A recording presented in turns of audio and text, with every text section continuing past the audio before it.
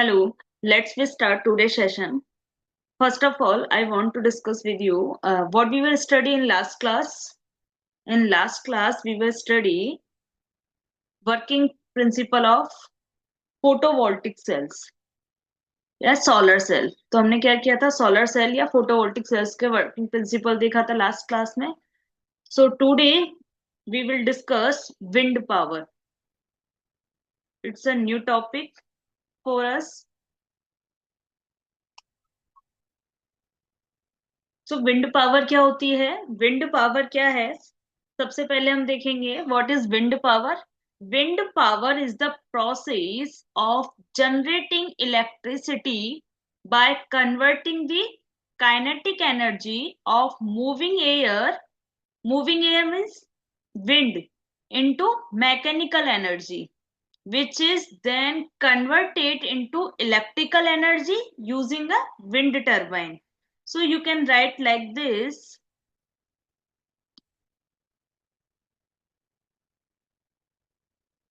तो आप बोल सकते हो विंड पावर क्या है. विंड पावर एक प्रोसेस है जो क्या करती है, जिसमें हम इलेक्ट्रिसिटी को जनरेट करते हैं. और किसके थ्रू इलेक्ट्रिसिटी को जनरेट करेंगे, इसमें जो काइनेटिक एनर्जी होगी, काइनेटिक एनर्जी किसकी होगी, विंड पावर है, एयर की होगी, विंड की होगी, जो कन्वर्ट करेगी किसमें, मैकेनिकल एनर्जी में. अब मैकेनिकल एनर्जी में जैसे कन्वर्ट हो जाएगी, फिर क्या होगा, हम यूज करेंगे इसे विंड टरबाइन का यूज करके, फिर हमें किसमें कन्वर्ट हो जाएगी, ये इलेक्ट्रिकल एनर्जी में. यहाँ आप देख सकते हो which is the convert into electrical energy using a wind turbine. तो ये आपका क्या होता है, विंड पावर होती है. अब हम देखेंगे working principle of wind power system. Working principle of wind power system में हमारा फर्स्ट पॉइंट होगा, इसमें लिखो विंड फ्लो.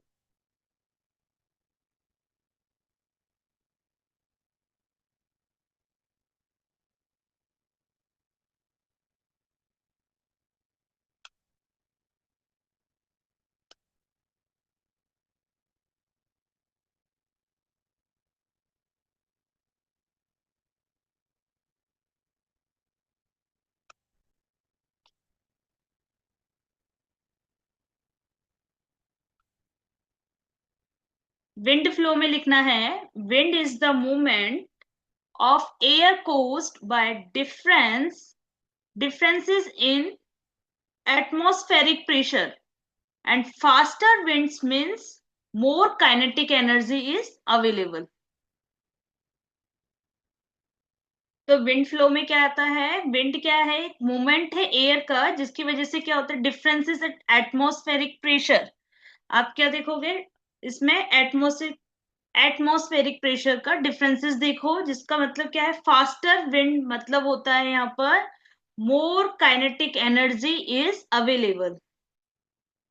ये विंड हो गया, विंड फ्लो हो गया. नेक्स्ट है आपके पास में second point, wind turbine. Wind turbine में आपको क्या लिखना है कि wind turbine has a blades. क्या होते हैं विंड टरबाइन के पास में, ब्लेड्स होते हैं mounted on a rotor, and is the winds blows it spin the blades which rotate a shaft connected to a generator.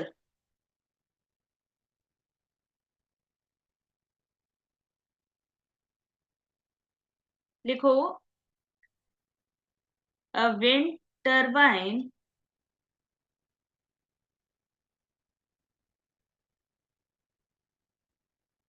तो विंड टरबाइन में मैंने क्या बताया कि विंड टरबाइन के पास में क्या होते हैं, माउंटेड रोटर पर ब्लेड होते हैं, माउंटेड ब्लेड्स होंगे.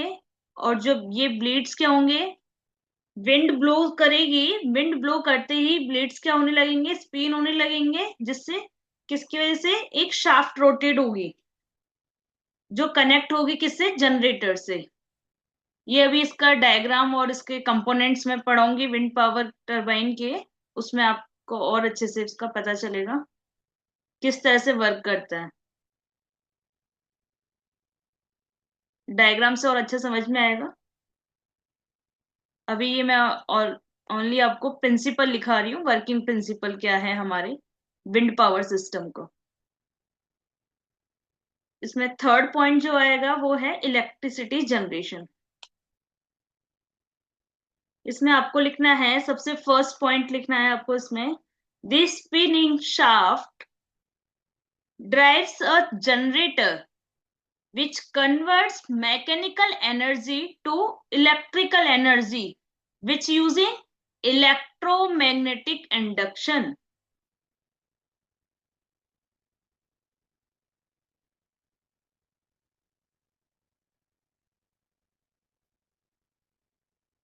इलेक्ट्रिसिटी जनरेशन में क्या होगा, देखो, spinning shaft drives a generator, जैसे ही शाफ्ट यहाँ पे क्या होगी, स्पिन करेगी, drives a generator which converts mechanical energy to electrical energy. Mechanical energy किसमें कन्वर्ट हो जाएगी, इलेक्ट्रिकल एनर्जी में। किसके यूज से, इलेक्ट्रोमैग्नेटिक इंडक्शन। अब ये इलेक्ट्रोमैग्नेटिक इंडक्शन क्या है, ये एक प्रोसेस है जो क्या होता है, जिसमें generating electricity current by changing the magnetic field around the conductor. Conductor, which conductor, coil of a wire आप यूज कर सकते हो यहाँ पर। तो ये क्या एक तरह से फंडामेंटल प्रिंसिपल है, जिसमें आप बोल सकते हो कि how wind turbine generate electricity. मैं और एक्सप्लेन कर देती हूँ आपको, ये इलेक्ट्रोमैग्नेटिक इंडक्शन मतलब किस तरीके से वर्क करता है विंड टर्बाइन में। इसमें क्या होता है, विंड रोटेट होती है, जैसे ही मतलब विंड क्या, ब्लेड, वो ब्लेड्स रोटेट होंगे आपके विंड के through, rotor of turbine, turbine के। तो जैसे ही रोटर शाफ्ट टर्न्स होगी and the rotates a magnet और a coil inside the generator, then relative motion between the, किसके बीच में होगी रिलेटिव मोशन यहाँ पर, मैग्नेटिक फील्ड और कॉइल के बीच में। तो you can see like this relative motion between the magnetic field and the coil induce an electric current in the coil. इस तरीके से आप क्या बोल सकते हो कि जो हमारी मैकेनिकल एनर्जी है वो किस में कन्वर्ट हो जाती है, इलेक्ट्रिकल एनर्जी में। टर्बाइंस टाइप्स हैं, टाइप्स ऑफ विंड टर्बाइंस। तो जो फर्स्ट टाइप से बेटा, हॉरिजॉन्टल एक्सिस विंड टर्बाइन। क्या है हॉरिजॉन्टल, मैं लिख देती हूँ, शॉर्ट में आप लिख देना से HAWT।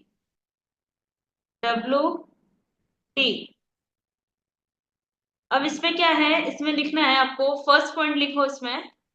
हाँ, क्या होता है, horizontal axis wind turbine, blades rotate around a horizontal axis.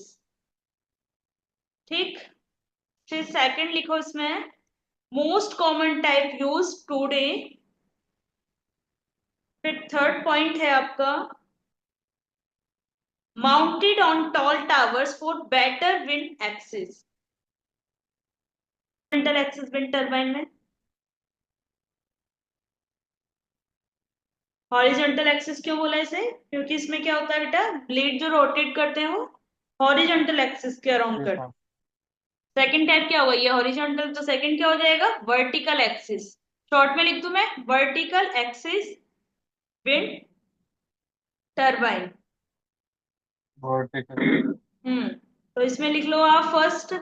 अब इसमें क्या हुआ बेटा, blades rotate around the vertical axis. और सेकंड पॉइंट लिख लो आप इसमें, less common used in urban और smaller species. Now come to this question बेटा, why wind power is popular. अब क्यों है पॉपुलर बेटा, इसमें आपको लिखना है आंसर, फर्स्ट पॉइंट लिखो इसमें, it is the fastest growing renewable energy sources. Second point लिख लेना इसमें, clean sustainable and emits zero greenhouse gases during operation, that's why it is popular. And now I am talking about advantage of wind energy. तो इसमें आपको सबसे first जो advantage लिखना है वो लिखो, मैं पॉइंट लिखती जाती हूँ, आप लिखते जाओ। इसमें जो फर्स्ट पॉइंट है बेटा, अबेंडेंट एंड रिन्यूएबल, लिख लो। इसमें लिख लेना wind is a free and inexhaustible resources. हाँ। Wind is free and inexhaustible resources. फिर है eco friendly wind energy, eco friendly. इसमें लिख लो नो एमिशंस और पॉल्यूटेंट्स। इको फ्रेंडली में लिख लेना नो एमिशंस और पॉल्यूटेंट्स।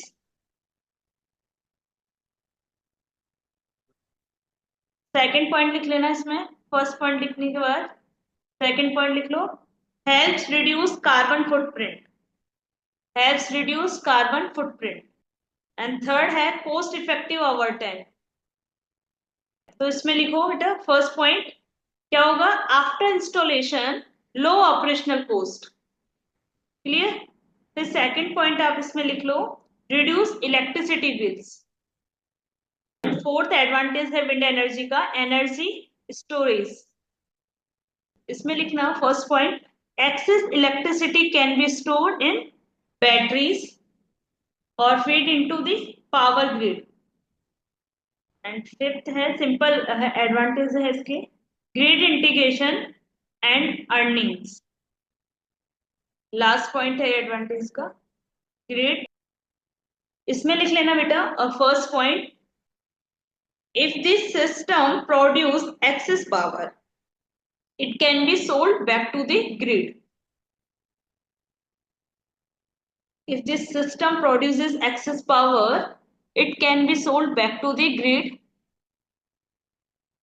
एंड सेकंड पॉइंट लिखना है आपको इसमें, ये first point and second point लिख लो इसमें offers financially returns to household or businesses। so now it's time to over the class and now we will discuss in next class limitation of wind power and with diagram। Okay. Okay.